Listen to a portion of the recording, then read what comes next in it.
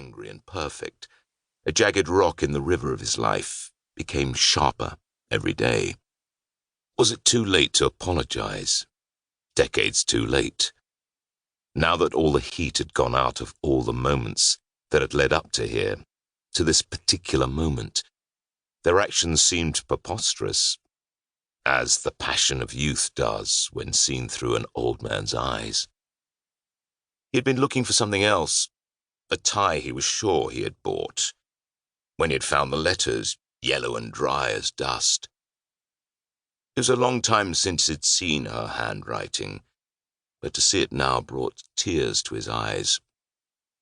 He had forgotten almost how much he had missed her.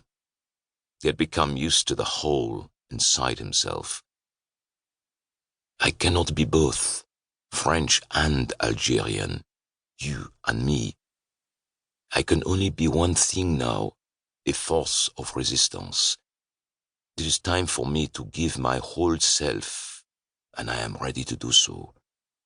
I will return for you. With love, M. 19th November, 1961.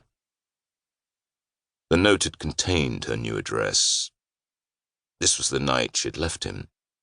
He had refolded the letter carefully, had been tempted to tuck it away, hide it again, as if this act could change history, but instead, he'd gone back to the beginning, 2 years earlier, and read all her letters and notes in one sitting. It was their story, or at least a part of it. He had been capable of so much emotion, so much love.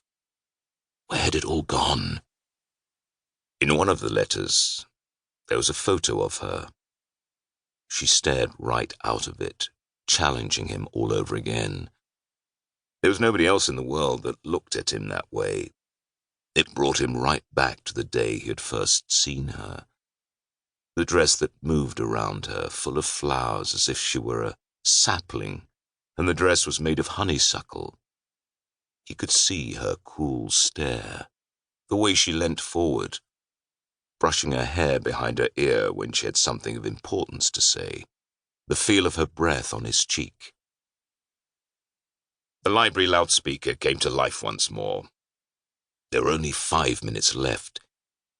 He would have to open his eyes. He thought of his late wife, her perfect face and distant eyes, and his daughter, her expression containing a life's worth of unspoken accusations. There were so many things he needed to explain, but they hardly ever saw each other. And how were you supposed to begin anyway? How are you supposed to find the words that made a life make sense? Even to yourself, let alone to your child. The seconds were passing into minutes. He had his hands over his eyes. He felt foolish. He was 79 years old. He had been to war and survived, and yet he was terrified. Even if he found her, she may not want to see him, or worse, may not remember him. A blank where a man used to be, but he had to try. The empty rooms of his apartment had become unbearable to him. The silence. And if he did by some miracle find her, how would he approach her? Email? It seemed so crass. A letter? He had once written her so many, but he would need her postal address, something which in the modern age had become a strange intimacy.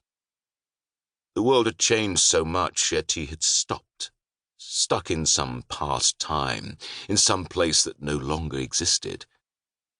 She would help him make sense of it all. She had always been ahead of him, always running further and at a faster pace. He peered through a crack in his fingers at the clock on the wall, careful to avoid the computer screen. 1 minute to 6. He had to do it. The receptionist was staring at him oddly. He had to do it now. He opened his eyes slowly, and a few more seconds passed as they focused, roomily on the screen. A list of incomprehensible others, strangers, but nothing with her name.